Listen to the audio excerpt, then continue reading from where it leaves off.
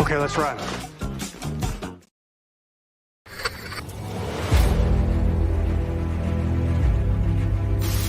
Your mission, should you choose to accept it. It's a quest. It's a quest for fun. Well, The Rock says, why don't we just cut right to the chase? Okay, now he wants to get together. Well, he wants to talk. I want you to do me a favor. I want you to tell all your friends about me. It's showtime, folks! What are you?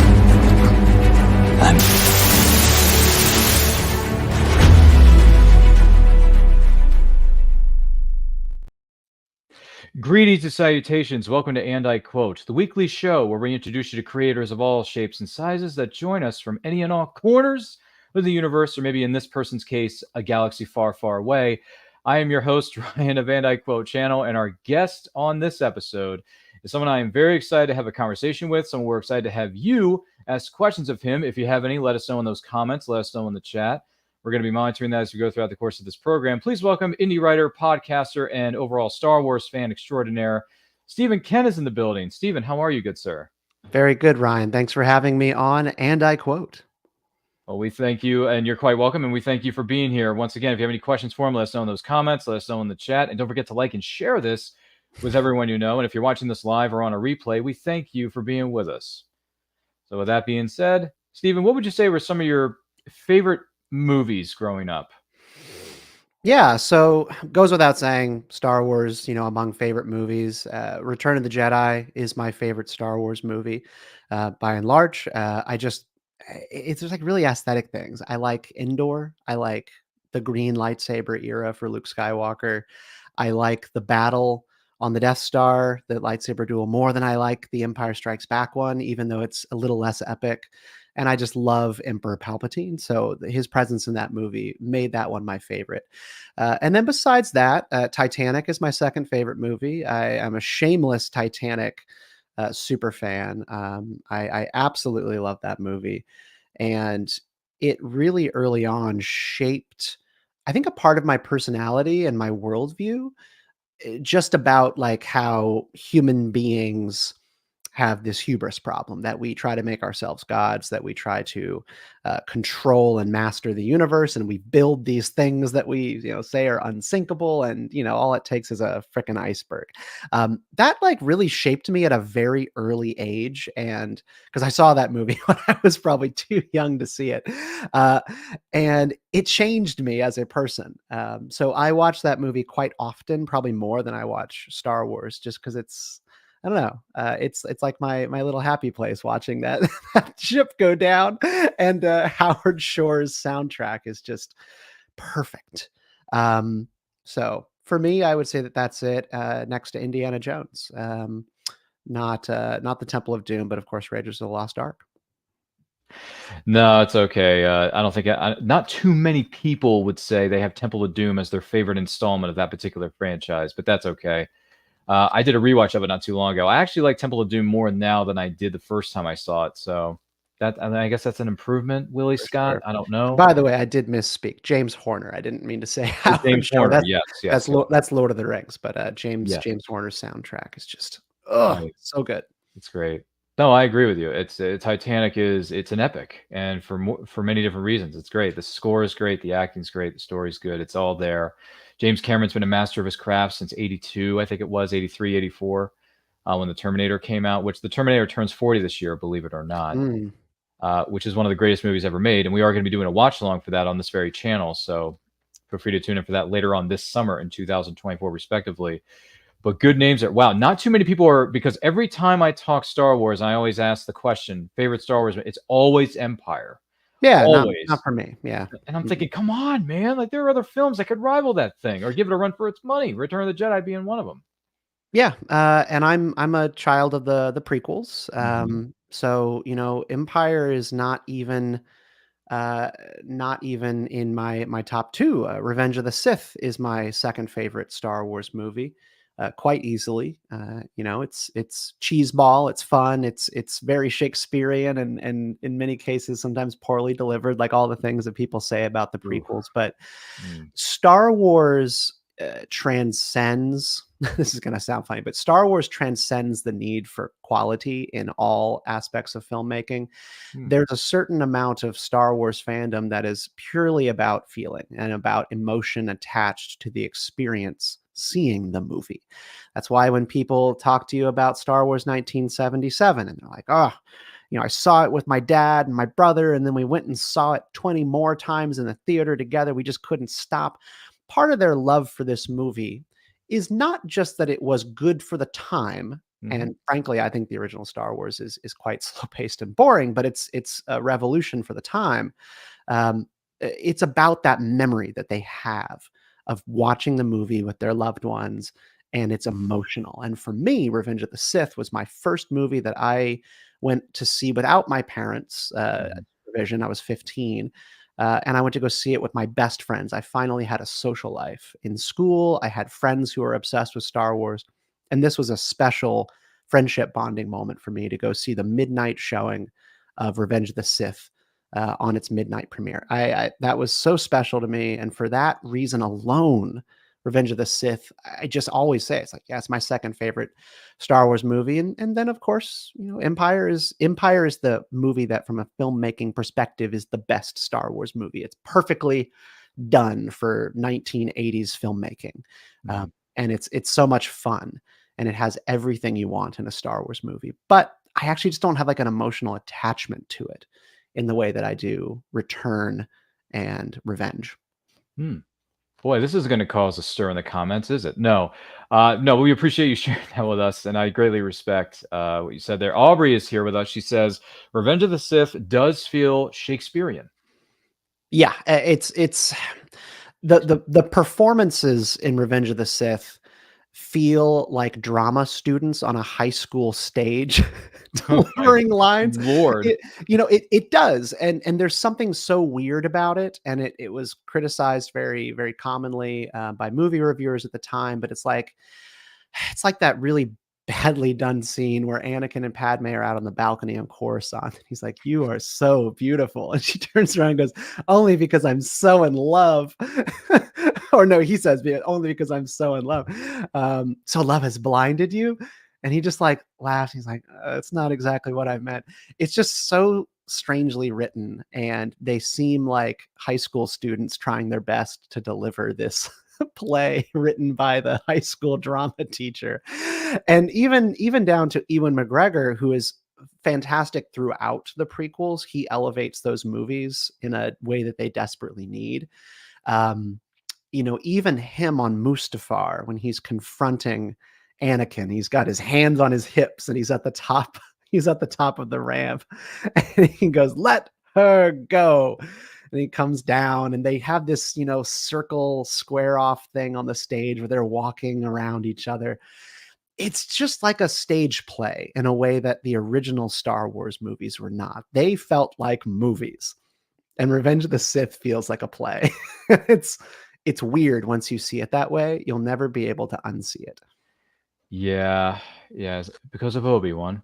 You will not take her from me. Honestly, and then when she says, "Anakin, you're breaking my heart. You're going down a path I can't follow." I'm like, I'm sorry, but there's just so much cringeworthy dialogue in all three of those movies, but 2 and 3 especially. Like, it just got so bad. Listen, there are prequelists out there. Watch your mouth, Ryan. I know. Watch your mouth. There are prequelists out there, and that's fine. But for me, I just look at 2 and 3, and I'm thinking, it's fine. Listen, everybody's got their own thing, but I'm just saying that it doesn't do it for me, man. I can't even lay my eyes on 2 and 3 anymore. I just can't. That's funny. I will agree with you on 2. So Sure. when my daughter was kind of getting into the Star Wars groove, when she was like 8, 9, okay. episode 2 is her favorite. And I think I understand why, Right. because the movie is all shiny objects. It's overly animated. Oh, yeah. It's really crude early 2000s CGI. And so the movie is full of shiny objects for kids. And so I could understand why she liked it, and she liked the love story and all that kind of stuff. But that for me is the bottom of the barrel for Star Wars. Episode 2 is was the worst Star Wars movie easily. and I don't watch it unless I have to. It's just not enjoyable for me. And you even get to the end, and the lightsaber duel is so cringy. I think Anakin and Obi-Wan versus Dooku in episode 2 is such a letdown. Mhm. And then when Obi-Wan is out of the fight and it's Anakin versus Dooku, and he's dual wielding, they do this weird thing where like the lights go out and it's just them whooshing lightsabers past their face with the color going by. It's not cool. I don't like it at all. And then Yoda joins the fight and it gets even worse. CGI Yoda. Yeah. Yeah, I mean that was controversial at the time, and CGI. I'm trying to remember which one of Lucas's assistants like took issue with that. It's on the record in one of the documentaries about the prequels, but it's like the idea that Yoda would fight like that rather than just use the Force was controversial, and I tend to agree that like that's not how I think Yoda should be, but it doesn't matter. I will say that episode 2 was the bottom of the barrel. It is not anymore. I'll leave it you with a cliffhanger there.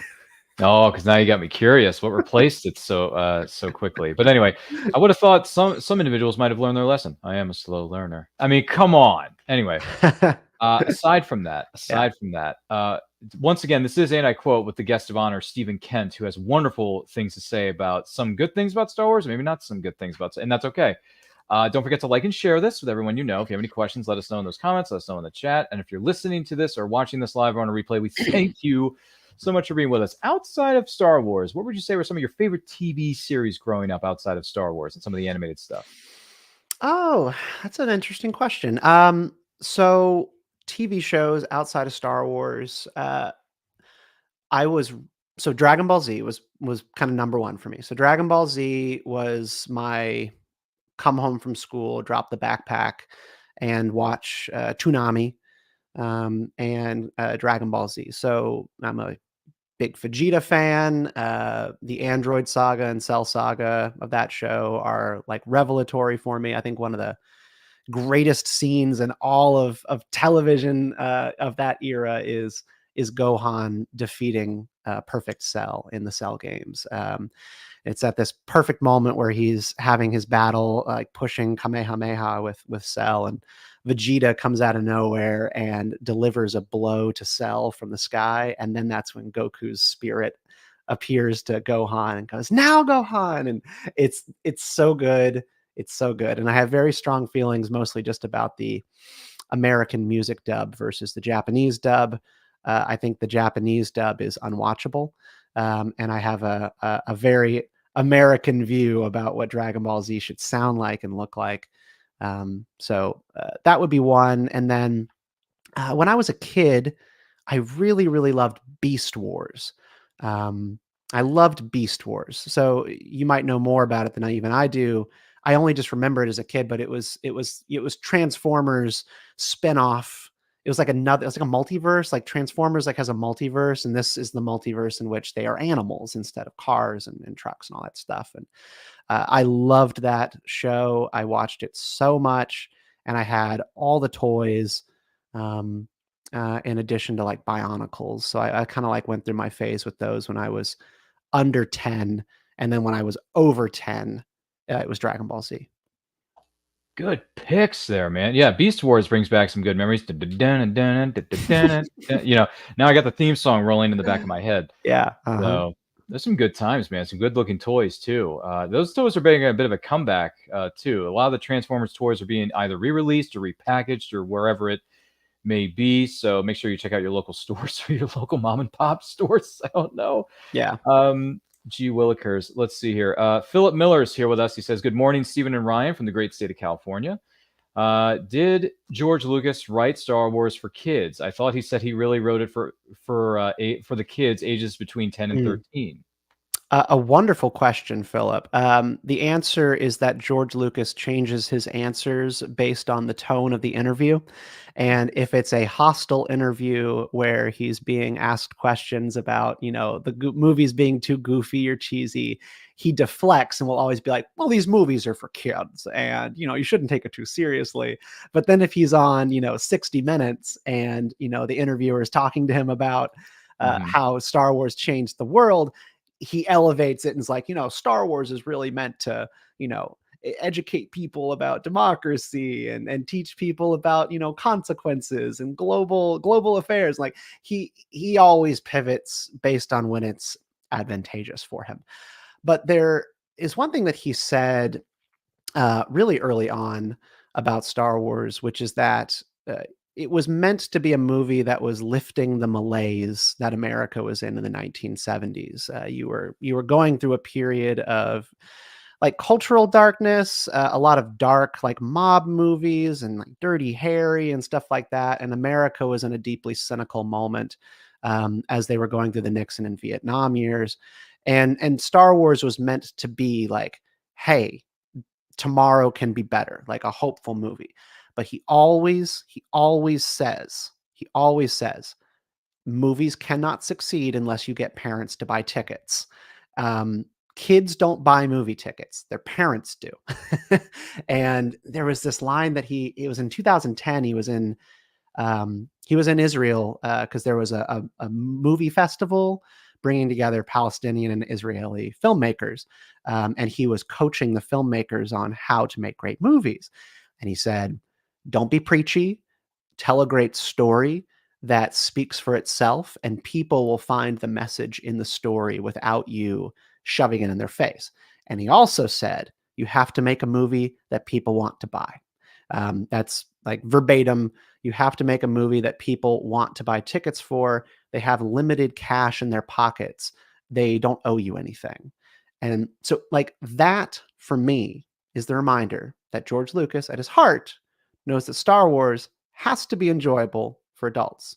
And it was for adults, but he likes to make movies that everybody understands. So very long-winded answer to your question. He changes his answer when it works for him, but yeah. No, it's all good. It's all good. Philip Miller says, OMG, wow, you are right. I did not put that together. Thanks, Steven. So there you go. Yeah, you bet. Yeah, good question there, Philip. Thanks for being here with us, man. I hope everything's well in your neck of the woods over in Hotel California. Sorry.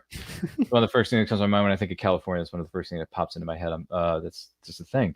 Outside of all that great stuff, you mentioned some TV series, you mentioned some other characters and all that jazz. What made you decide to become a writer?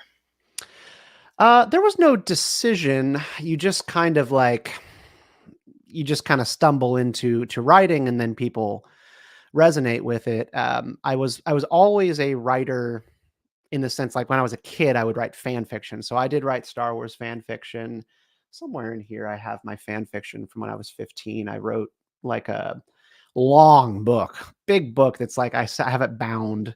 My mom got it bound for me when I was like 16 years old with rings. It was a Galactic Civil War book, like a rebel and an Imperial who were best friends growing up, Octora and Kodiak, and one's an Imperialist and one's a rebel, and yada yada yada. I'm getting some Claudia Gray Lost Stars. Yeah, I mean, like Lost. I mean, when I read Lost Stars, I was like, oh, this is the book that I wrote when I was a teenager. I wanted to tell this story about two kids who grow up together and have different political viewpoints, and they end up on opposite sides of a civil war. It was called On Opposite Sides of the River. I wrote it with my best friend, and the book was grown out of our story on the old game Star Wars Galaxies. And Star Wars Galaxies was like the Star Wars answer to World of Warcraft. It was massive online multiplayer. You could kind of just live your truth and do whatever you want in this universe. It was super cool. And we had those characters, and then we wrote the story about them, and it just became like a whole thing. So I did that. I did an Old Republic book. Again, it's just like a pile of paper that I have somewhere in my office. And so I just love writing. I never was good at math, never good at science. I'm good with words. And when I got into the workplace after college, I found that I was good as a communications professional. So I write press releases, I write articles for places that I work. And that turned into doing Star Wars writing, and I would write blogs and stuff like that. And then I had written so many Star Wars articles. You can find my catalog if you just Google like Stephen Kent, Washington Examiner, Star Wars. I've written a lot of Star Wars reviews for the Washington Examiner. And I eventually looked at all of the articles, and I was like, there's a book here. Like I could take a lot of these articles, turn them into chapters, and make a book. And I did. I had an idea and I just dove in, and that book just poured out of me, How the Force Can Fix the World, which, we're here discussing a little bit. It was so easy. It took 6 months, but it felt so right. And I feel like there will never be that kind of thing for me again. But you just, you don't really like choose to be a writer. You write, and then eventually one day someone's paying you to do it. Mm. Um, Well, it was the will of the Force. Good thing it wasn't the midi-chlorians. Anyway, sorry, there's another thing that's controversial about Star Wars, but here's something for you. Here's a really good question from our good friend Aubrey.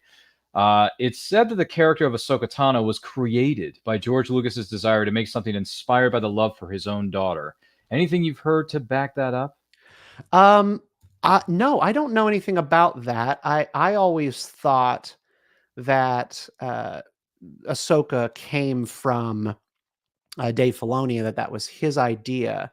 But I'm not sure. I haven't heard that one. I do know that George Lucas's daughter like made cameos in the prequels, and that George Lucas wanted to involve her in the Clone Wars animated series in some way, but I'm not sure about that.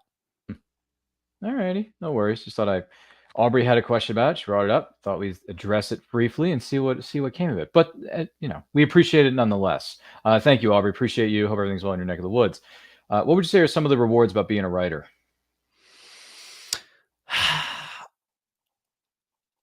The rewards. Well, I mean, so it's been my career at this point. Not necessarily the book. How the Force Can Fix the World did well, but not like change your life well. But doing it has brought me professional opportunities, like doing consulting and writing for organizations, corporations, think tanks, stuff like that. So just like having a reputation for being able to put a sentence together and put a paragraph and then put an article together, it's been good for my career, because it's not something that everybody can do. You have to be able to see on a blank page of paper. You have to be able to see what could be. And I've just dug in on that. I will say on a personal level, though, I've really enjoyed the fruits of being a writer, being a parent, and working with my daughter on writing. So we homeschool, and I teach English and literature, and it's just been really cool to watch her grow as a writer and be able to express herself. Because when she was in like 5th grade, her writing was really bad, and I was worried. I was like, "What's going on here? Like, she can't write." She had a teacher that really kind of hurt her emotionally. She was not a great writer, and this one teacher of hers was just a total bully, and it made her like scared to put words on a piece of paper. And so she would have this analysis paralysis about every sentence, like, I don't want to put this next word because it could be wrong. And I was just like, I had to like work with her over years. Like, there's no wrong next word. You write. And after you write, then you edit. You go back and then you edit and smooth out what you've written. But if you're afraid of the next word that's going to go on the page, you'll never complete the assignment. And so, like, fast forward 3-4 years working with her, she just turned in a writing assignment to me today, like a fable in the style of Leo Tolstoy. And it's called the King, the Prince, and the Senator. It's like a fable about empathy and responsibility that she wrote. And it's so good. I loved it. I just finished it like an hour ago. It was one of her assignments, and that like filled up my heart. That was so cool. So yeah, personal reward there, I guess. Look at you, taking a new generation of Jedi under your wing, teaching them the ways of the Force. Well done, good sir. That's really well Yeah, done. thank you. Yeah. I mean, the Force runs strong in your family anyway, so there's no surprise. No surprise there, right? Yeah. I mean, come on. Philip Miller has something to add to this. He says, "You're quite a powerful speaker, sir. It's a wonder you don't go to Parliament." Yeah. Well, I do work in politics. My day job is political media.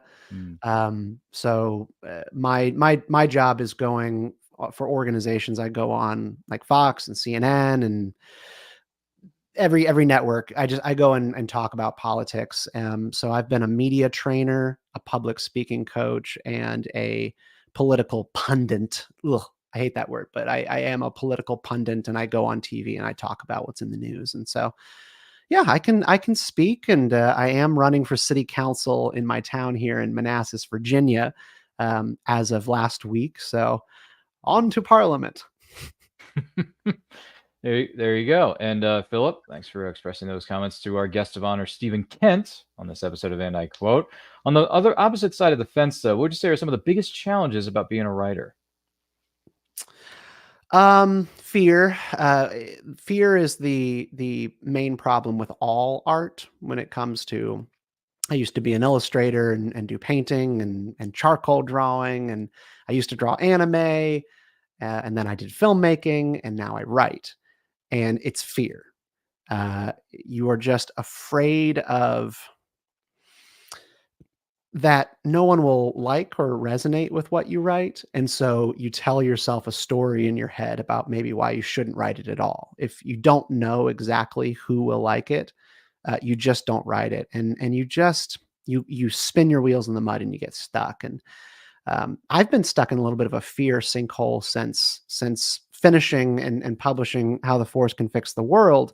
I have so much fun talking about it. It's changed my life, but I have these other ideas. I have a couple other book proposals that are incomplete, and I'm just scared to start them. I'm scared to finish them, uh, because I guess I just don't know if I can write another one. I really want to do another one.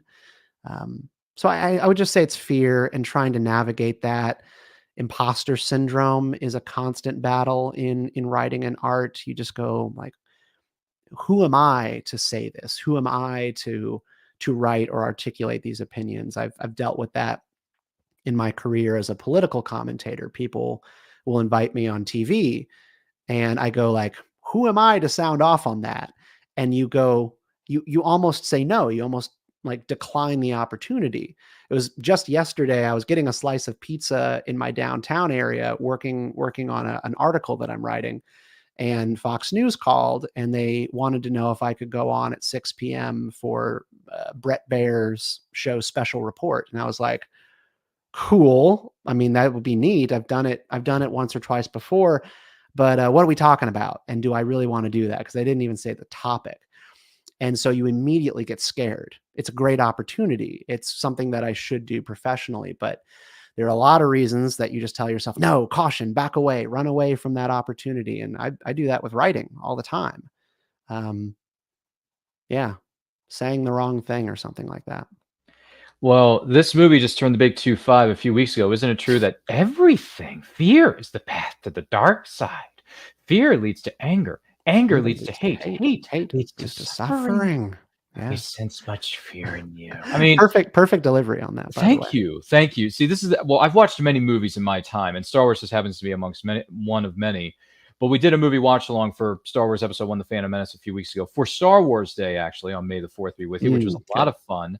If you haven't seen it yet, please check it out on our Movie Nerds playlist, which is on this YouTube channel that you may be watching or listening to right now, And I Quote channel. Make sure you subscribe and check out all the past watch-alongs we've done, because let me tell you, we've done watch-alongs for Phantom Menace, Return of the Jedi, New Hope. We've done it for Rogue One. Next year, we're going to be doing it for Force Awakens. And then also next year, we're going to be doing it for Empire Strikes Back.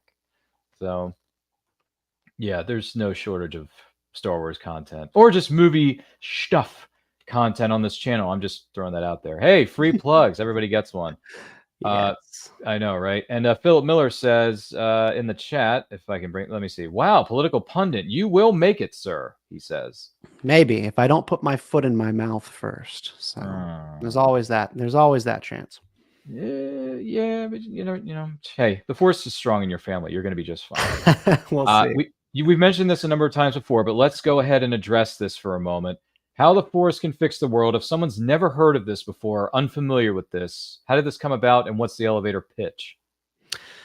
Well, the elevator pitch for the book is that the number one theme of living in our current times is that people are afraid of change. They see changing technologies, rising loneliness and social isolation.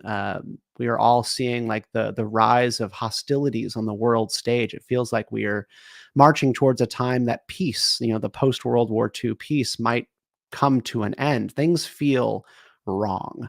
And the idea of how the Force can fix the world is that the number one thing Star Wars teaches us through Anakin Skywalker, who becomes Darth Vader, is what his mother told him when he was about to leave Tatooine.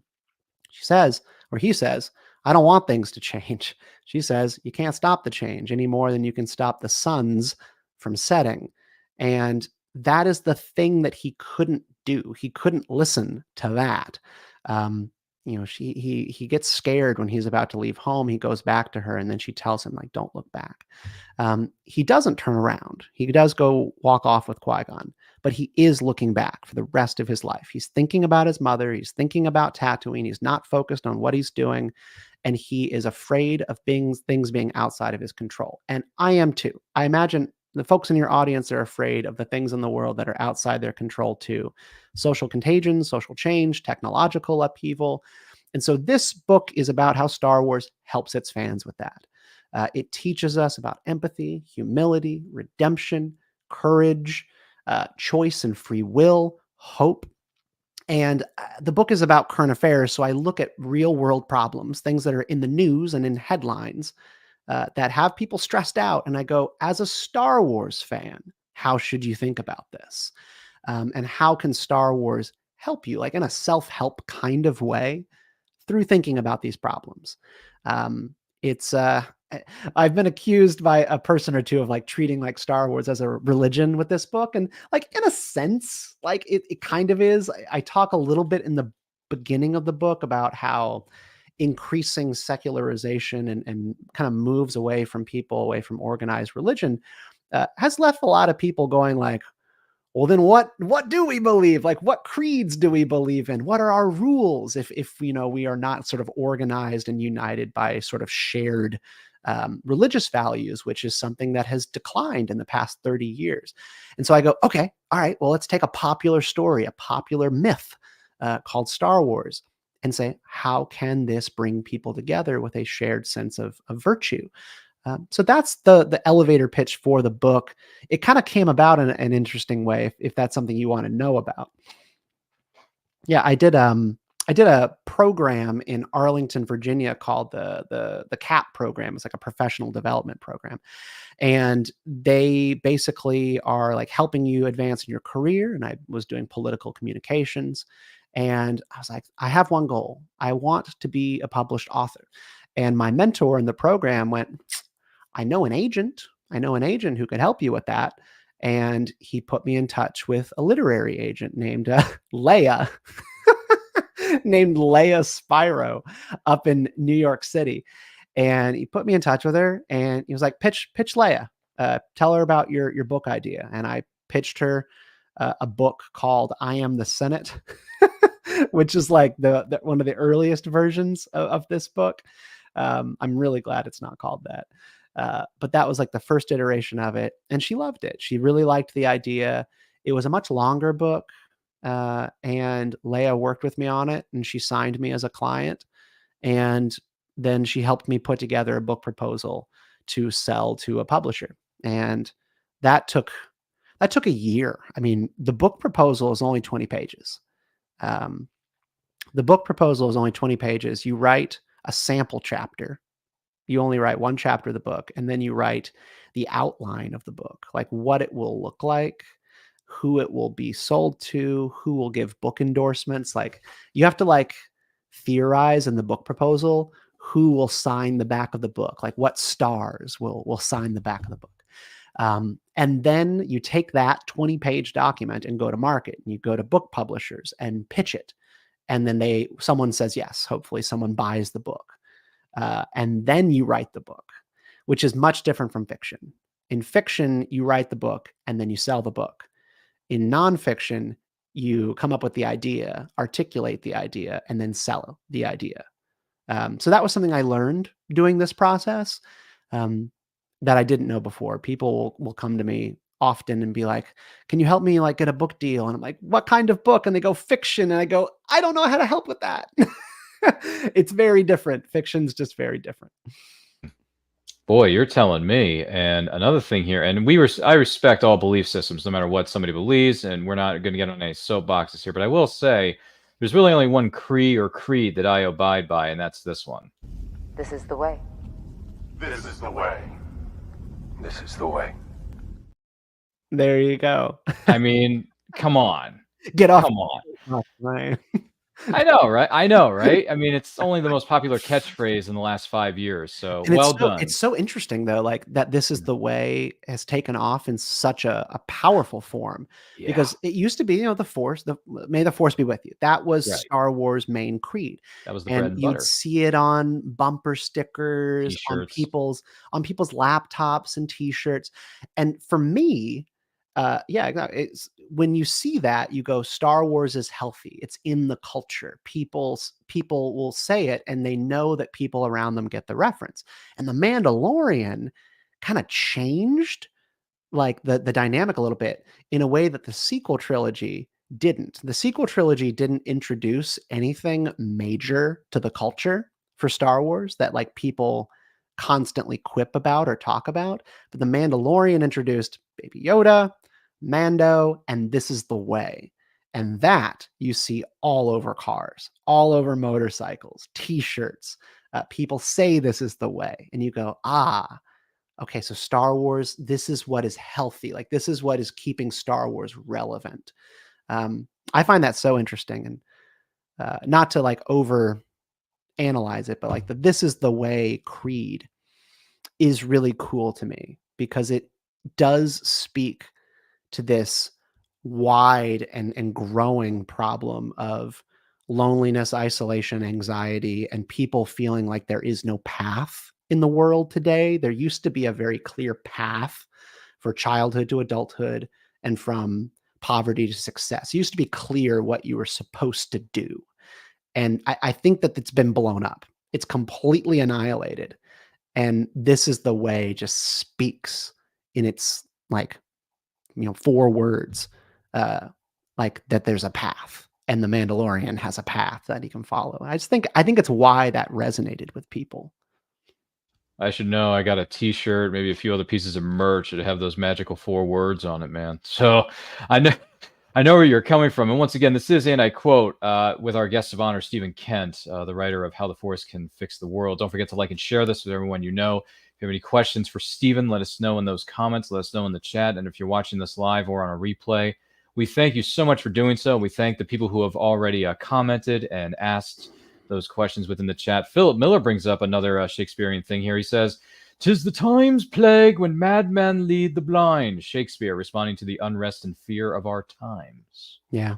And that's the thing about the premise for the book is, that change is happening. You can't stop it. And, therefore you need to figure out a way to make peace with it. It's also a timeless thing. There's never been a time in history where the suns have not been setting and change is occurring, and it freaks people out. And people do crazy things when they're afraid. So, tale as old as time. And I think I was just looking at stats that continue to this day about just record high levels of anxiety reported in young people. People are afraid of tomorrow in a way that, they don't need to be. They don't need to be. We need to focus like here and now in the moment. As Qui-Gon Jinn tells Obi-Wan Kenobi, we need to keep our minds in the present. We need to do what Yoda said to Luke, like always thinking about the future. This one is, his mind is always in the future, never focus on what he is doing. And there is so much peace and strength that comes from focusing on the present. For anyone in your audience who's familiar with C.S. Lewis, C.S. Lewis writes a lot about this in the Screw Tape Letters. And this is a philosophical point, but, of course, coming from C.S. Lewis, it's a religious and Christian point. In the Screw Tape Letters, he talks about how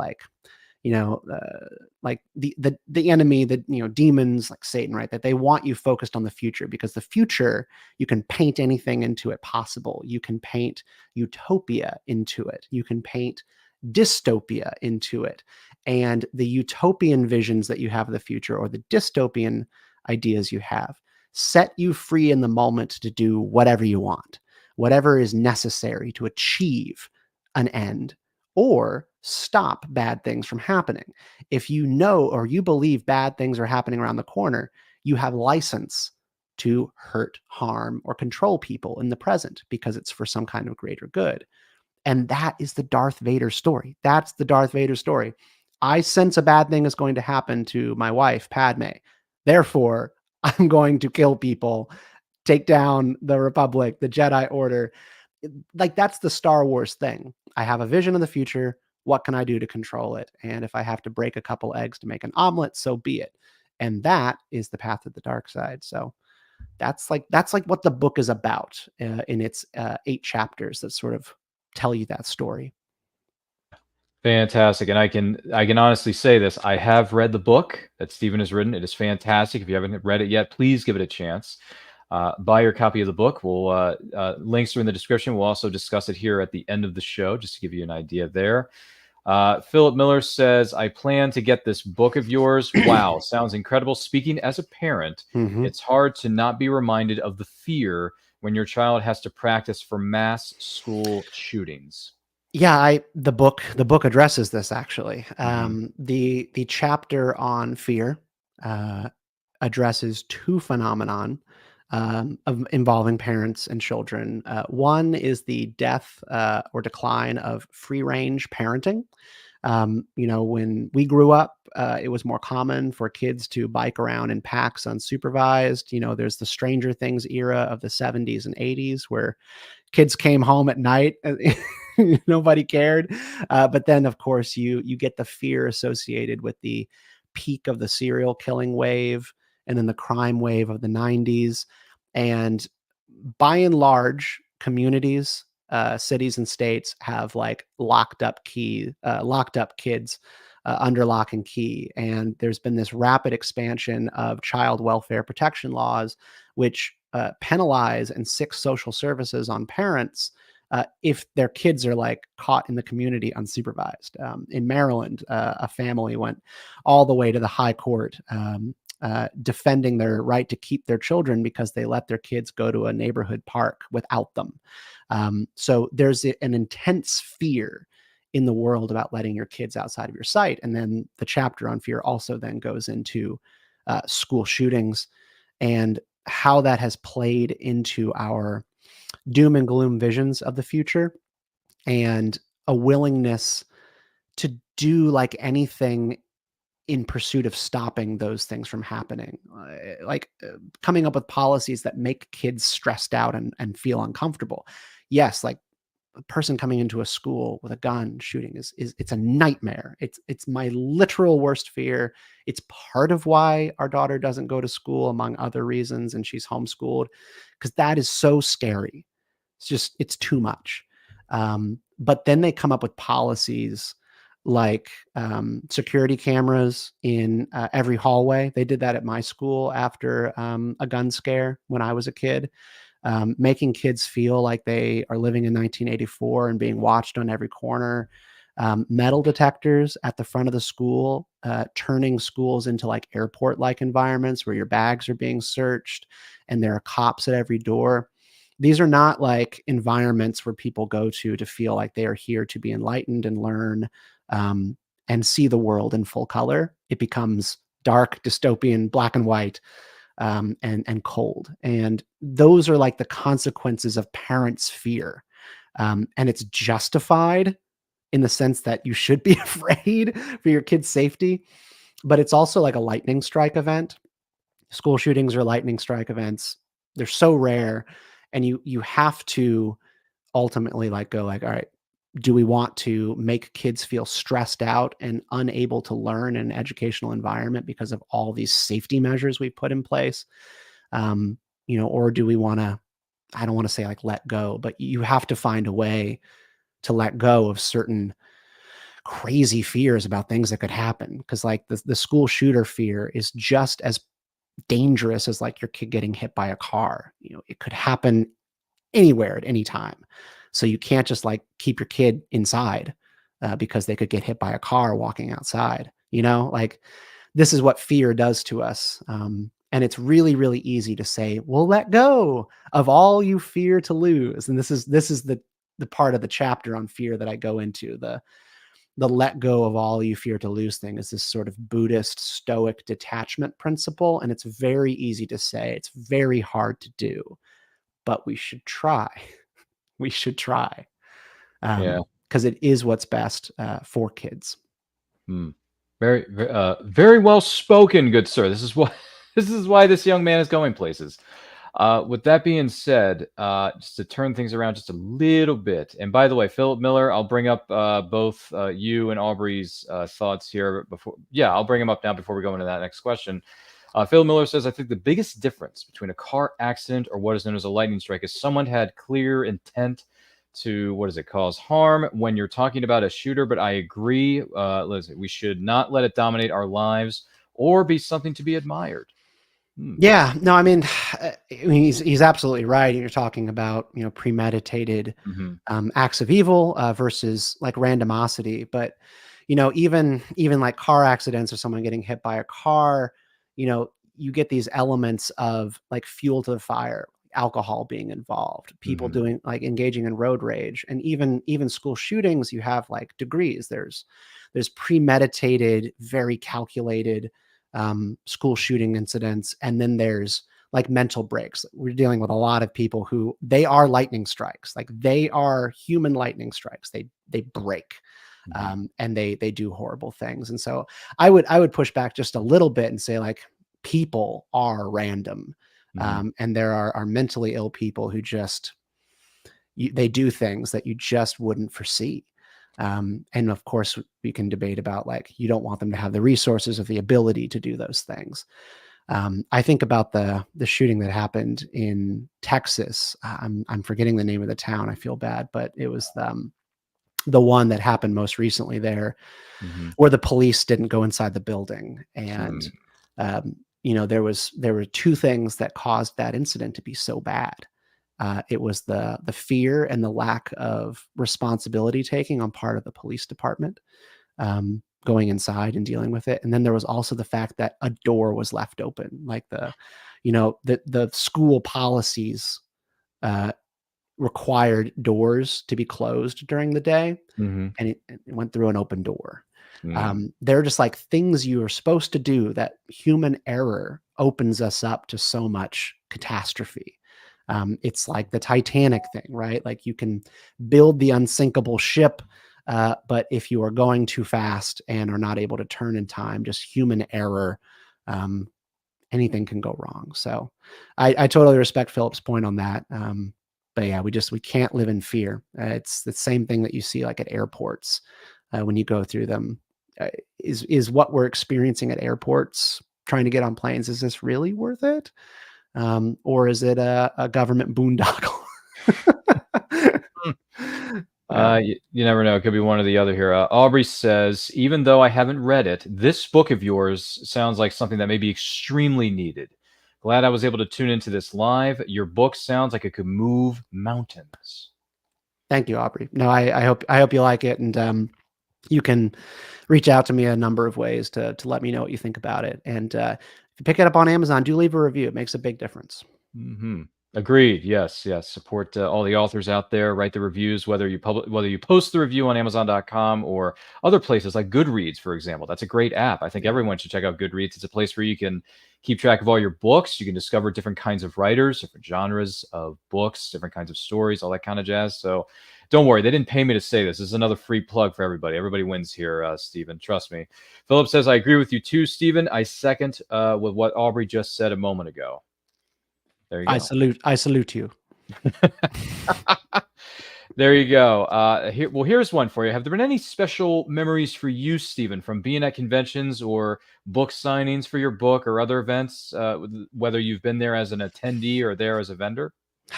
I know the answer to that is yes. I'm trying to think of like one in particular that, was like most remarkable. But I guess I would just say I love when parents and children come to my table at Comic-Cons and they both pick up what's on my table, the book. I have like this kids version of the book. It's like a packet for parents and children to read together that takes ideas from the book, and then the t-shirts, and when people resonate with it. And, the kid goes like, dad, look at this book.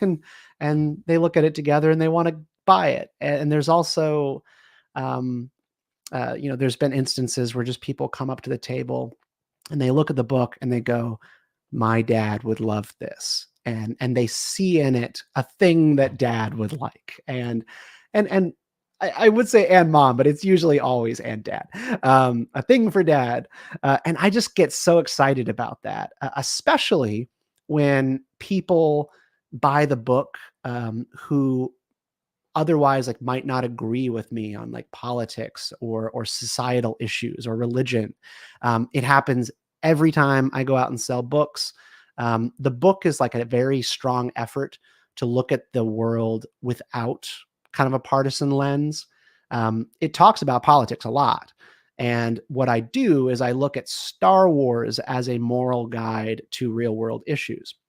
And so the book, I went through pains to like get conservative and liberal endorsements for the book. I shared it with a couple of different people who I know, like the socialist mayor, formerly of Minneapolis, Betsy Hodges, awesome lady. She's really cool, really kind, a big Star Wars fan. And then Glenn Beck over to the conservative side, previewed it and gave an awesome endorsement. And someone will come to my table. I do remember this girl at a farmer's market, transgender individual, came to the table, kind of like decked out and, a bunch of like flag pins and stuff like that. And, picks up the book and looks at it and recognizes like the name Glenn Beck and just kind of like looks at me like, I don't know. And asks me about the book. And I explain just that, like what this book is about and what its heart is about, and all the different people who like this book and see themselves and their love of Star Wars in it. And they bought it, and they bought it and got it. And then they emailed me just a week later to be like, this is so beautiful. And to me, that just means a lot, because I have political opinions, but it just is so wonderful that like Star Wars can transcend that. Star Wars is a bridge that allows people to talk about moral issues without your partisan blinders on. And that's like what the book does. So that made me really happy. Isn't that just splendid?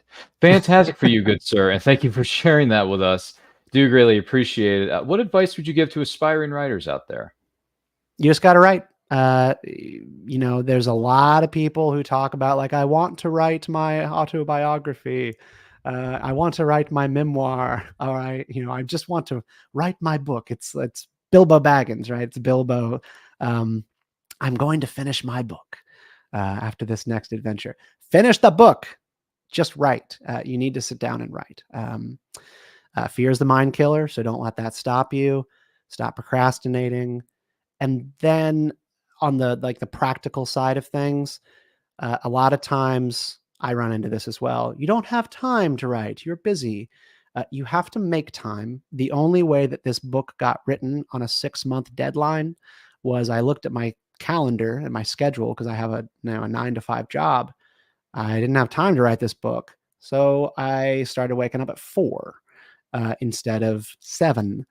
And 4 to 6:30 became my daily writing time. And with 2.5 hours every single day with my coffee in my office for 6 months, that was able to be written. I don't write well at night. I'm very tired and I'm very unmotivated once the sun goes down. So I had to be realistic with myself. I could not do midnight writing. I could only do early morning. And you have to figure that out about yourself and when you're most motivated and make time. So that will help people write. Well said, sir. Well said. 2 things. I get up every day at 3 a.m. to go to my job that starts at 4 a.m. So there you go. Yeah. And number 2 is I agree with you about doing stuff early in the morning or during the course of the day is great. But when it comes to nighttime and the sun goes down, I'm ready to chill, relax, watch New Hope for the millionth time. I know you think it's slow paced and it's kind of boring, but a little boring. whatever. But it's New Hope. It's a great film, and I can't get enough of it, and it grows on me more and more each time. So, you know what they say, right? To each their own. Some installments of the franchise hit people more than others, and that's fine. There's nothing wrong with it. I rank my Star Wars movies a lot different than the person who's standing next to me. So it's all different. But listen, you do you. That's all we can leave it at that. But I will say, this episode of And I Quote, and every episode of And I Quote, rather, is indeed powered by our good friends at Poddex. Now, Poddex are the hottest new tool for podcasters who are looking to have more meaningful conversations or gamify their podcast. Simply shuffle. Yeah, I know, right? Simply shuffle up. You ask a question and you let the content roll. You can get yours today at poddex.com and use that promo code Ryan10. That's RYAN10 for 10% off your order. So check out our good friends over there at poddex.com. And even download the app. There's an app available for Poddex as well that you can download to your cell phone or other mobile device. Maybe your tablet. I'm not sure. It probably works. Either way, if you could try out a job for a day just to see if you like it, which job would you choose, Stephen? Yeah, well, it's skilled labor, but contractor, builder. I would love to do something with my hands rather than sit in this chair all day. So, that's something I think about all the time. I'm like, my butt hurts, my back hurts, and I would rather my back hurt from physical work than sitting in this chair. I've always wanted though to be like a home fixer upper, so that would be one, but I lack the skills. You never know, man. You never know. Anything, you know what they say, right? Anything is possible. Yeah. What Poddex is curious though, what 3 things would you leave in a time capsule for people to open within 50 years? And I'm guessing one of those items is going to be your best-selling book. I don't have that much of an ego. Would it be a time capsule to understand me and my life, or like humanity, like right now? It's a time capsule. It's a time capsule for people overall to open in 50 years. So learn about the world, I suppose. Yeah, I guess maybe an iPhone would, I think, be really important. You would put in an iPhone into that. I will say, I would put in a Darth Vader mask. I would put in a Darth Vader mask so that they could sort of get a sense of our myth, like our storytelling, and they would be interested in who is this? What is this thing? Or you said 50 years, right? Yeah, well, they'll still know what that is. And then, so if it's only 50 years, this is not meant to be like culture warrior or whatever, but I'd put in like a Boy Scouts of America patch because they just announced the name change for BSA to Scouting America. That's what it's being called now. Okay. Yeah, so it'll be, as of 2025 February, it'll be Scouting America. Mm-hmm. My daughter is in BSA. Really? I'm an assistant scout master and an Eagle Scout myself, and my daughter is in one of these girl chartered Boy Scout troops. Right. We love it. We have a great time. Mm-hmm. That's good to know. I'd maybe put that in there though. I'd rip off my Boy Scouts of America patch and put it in there because, RIP. Yeah. RIP. Yeah. I'm surprised I know this isn't possible because 50 years is an awfully long time. Do not get me wrong on this, but I'm surprised you wouldn't throw in a box of trefoils. I don't even know what is that. The Girl Scout cookies, man. Oh, okay. Yeah, the cookies that they make every year. Yeah. You're not familiar with trefoils? They're good. No, I mean, I know what Girl Scout cookies are. I didn't know what you called them. Okay. Yeah. No, to Philip's comment there. Yeah, I'm an Eagle Scout and everything I did a girl could have done, and perhaps far even better. Yeah, I feel this way so strongly. Our all girl Boy Scout troop, and I'm looking forward to when we don't have to say this anymore. Our girl Boy Scout troop, just be our girl troop for Scouting America. I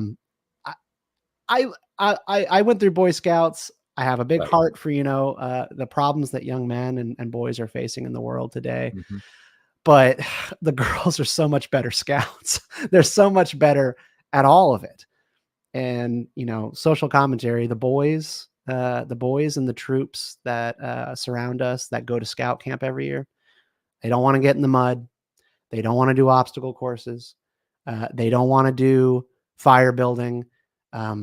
There's something wrong. There's something really wrong that's going on that I think a lot of people have opinions about. But the girls want to do it all, and they're great at it. And I think there's no problem with that. They're wonderful scouts: trustworthy, loyal, helpful, friendly, courteous, kind, obedient, cheerful, thrifty, brave, clean, and reverent. Wow, I couldn't remember that for the life of me, but congratulations. At least someone in the studio knows what's going on. Yeah. Appreciate that, sir. If you want to see a really pseudo weird portrayal of the boys, the scouts, let's just call it the scouts. If you want to see a strange, bizarre portrayal of those individuals, feel free to look up the 90s film Bushwhacked with Daniel Stern.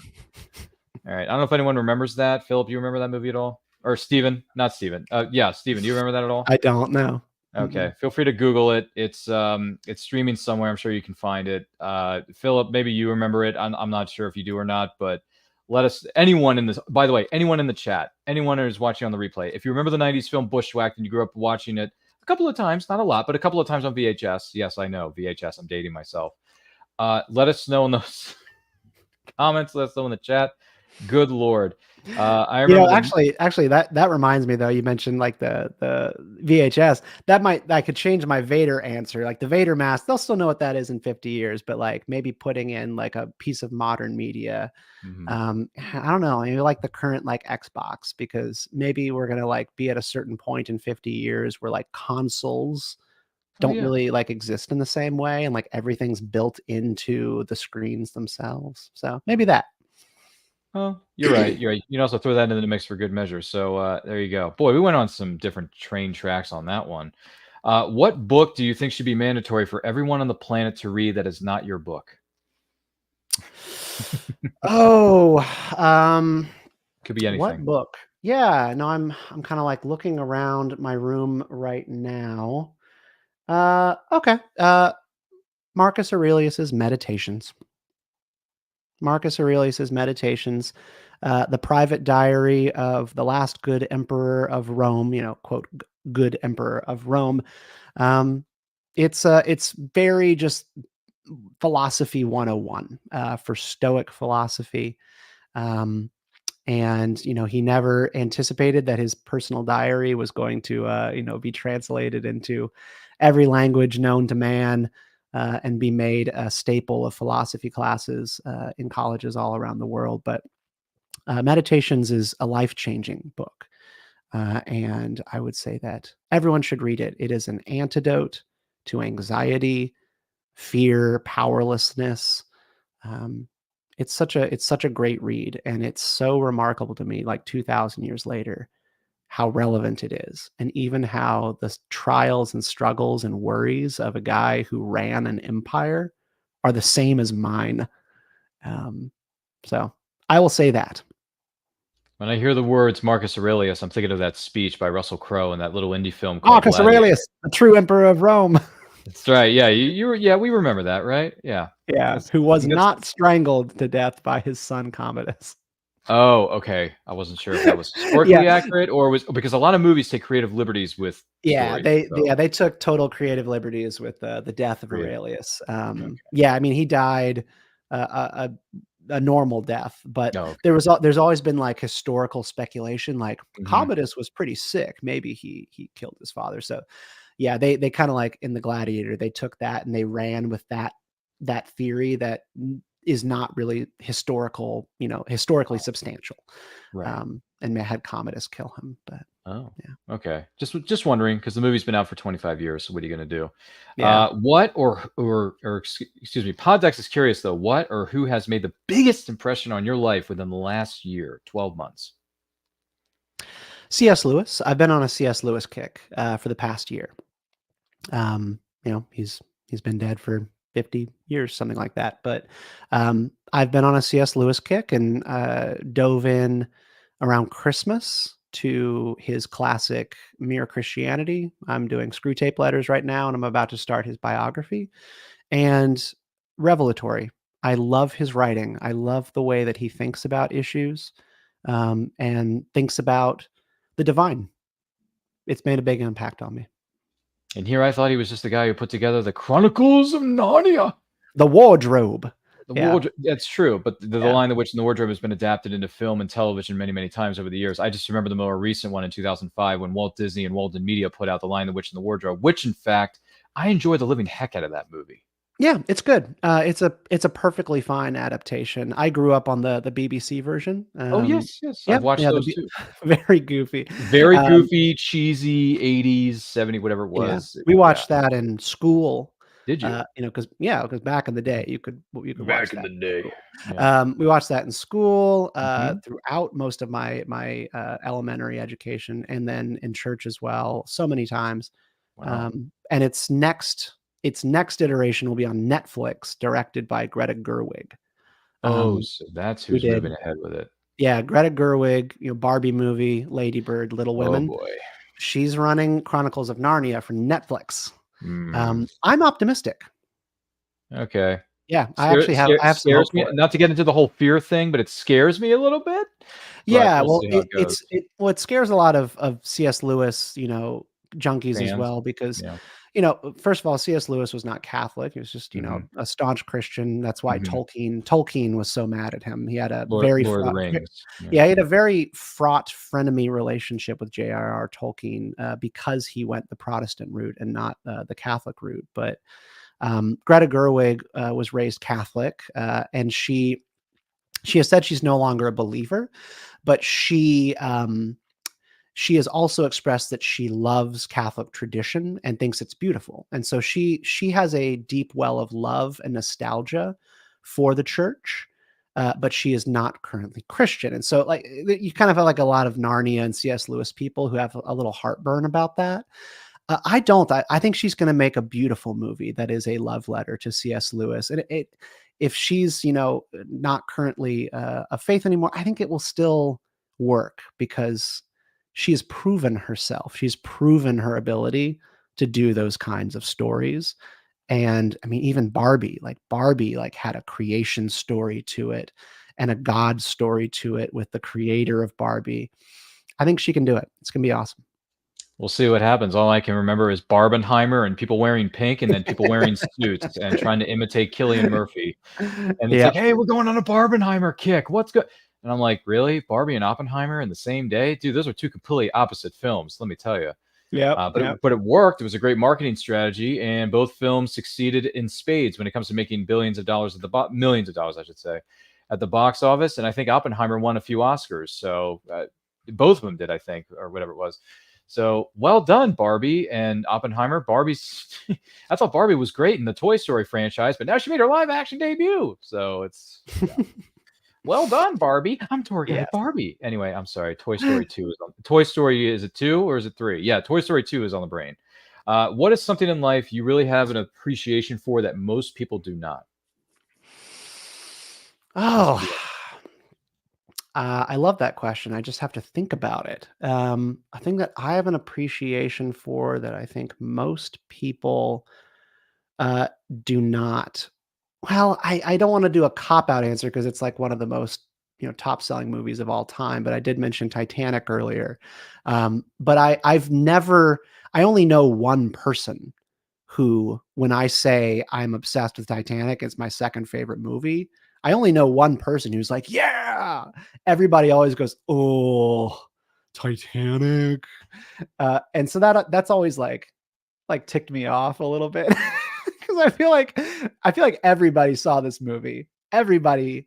They just don't want to admit it. Yeah, nobody wants to admit it, and I'm happy to admit it. It's a perfect movie.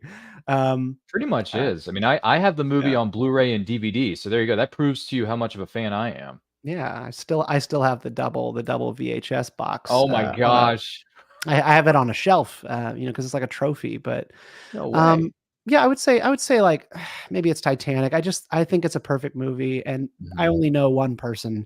His name's James, and he's the only person who's like, yes, brother. Titanic. Preach, brother, preach. It's the heart of the ocean. No, I'm sorry. Yeah. No, it's great. It's a great film. I like it. It's one of James Cameron's best. Probably put it in the top 3, top 4 best James Cameron movies ever made. As far as his filmography goes, I'm not saying overall. But Philip Miller says A Night to Remember is my fave Titanic movie. Okay. A Night to Remember. Yeah, that was a Titanic based movie. I think was it a made for TV movie, Philip, back in the day? Or was that an actual theatrical release? Remind me, because I know that title specifically has been mentioned a couple of times here on this channel, or a few times anyway, somewhere, somehow. But I want to take this opportunity to say thank you to our guest of honor, Stephen Kent, for being here on And I Quote. We greatly appreciate it. Stephen, if someone is watching or listening to this and want to find out more about you and where perhaps to purchase a copy of this New York Times best-selling book, where can they find you? So I'm a creature of Twitter. So you can find me on Twitter at Stephen Kent X. That's Stephen with a PH and an X on the end. Stephen Kent X. I'm there. And then you can email me just by going to stephendkent.com. And there's a form you can fill out to shoot me an email anytime. And do get the book. People ask, like, you want me to get it at Barnes and Nobles or somewhere that's not Amazon? I actually say no. Like, get it from Amazon. Amazon, it's like good algorithmically to do sales on Amazon. It's just the way it is. So go over to Amazon, pick up a book, and pick up one for your dad or a friend in your life for Father's Day coming up here soon. And leave a review after you've checked it out. It really does make a huge difference in continuing to get this book out to people. Very good. Very well, good sir. You're a gentleman and a scholar. So we appreciate you being here. Congratulations on all your success. I'm going to talk to you here again in just a moment. My name is Ryan of And I Quote channel. Follow me on Twitter and Instagram, at RyanRPM5. All the links to where you can follow Stephen Kent as well as myself are located in the description of this episode of And I Quote. So make sure you check out those links.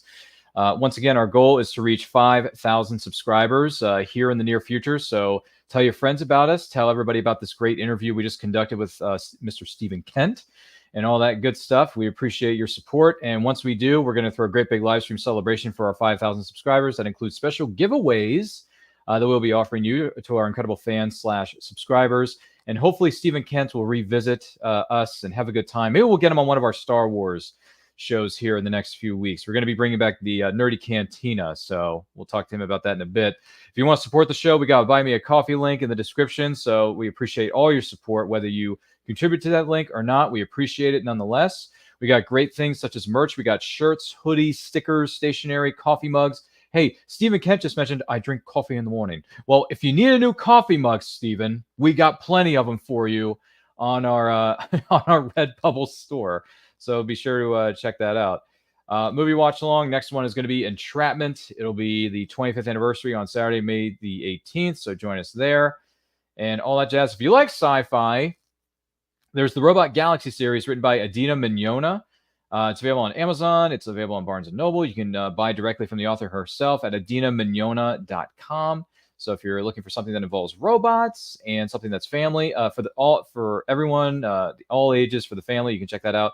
If you want hard sci-fi meets AI intrigue, check out Lunar Logic. Once again, written by Adina Mignona.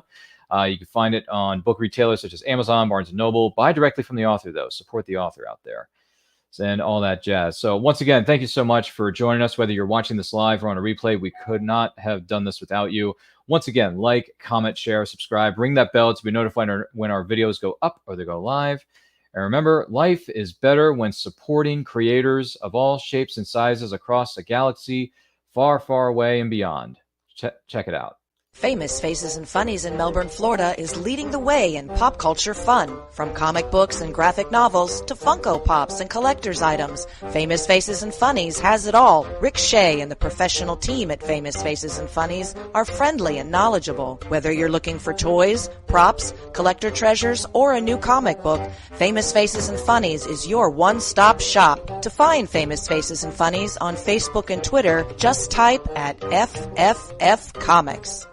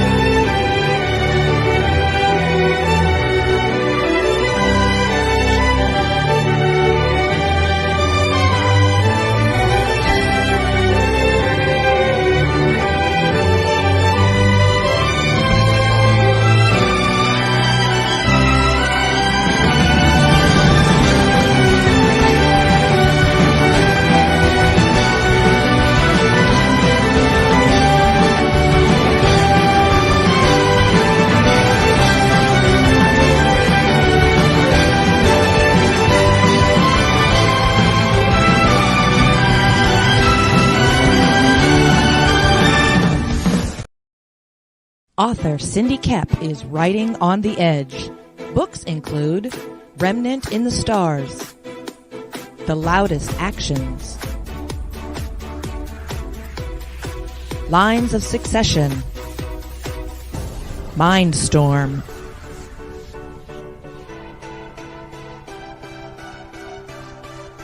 Condemned Courier, the Yerushalayim series, and Animal Eye. Find author Cindy Kep at CKOEPP.com today.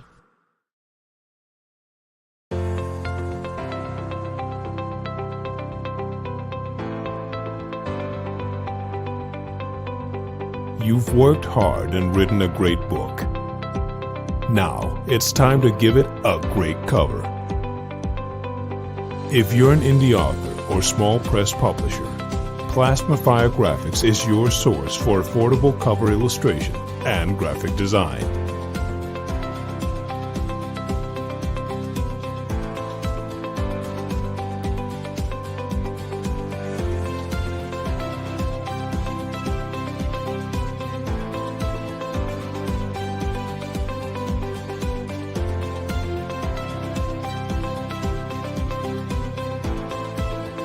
Plasmafire Graphics, when the look of your book matters to you.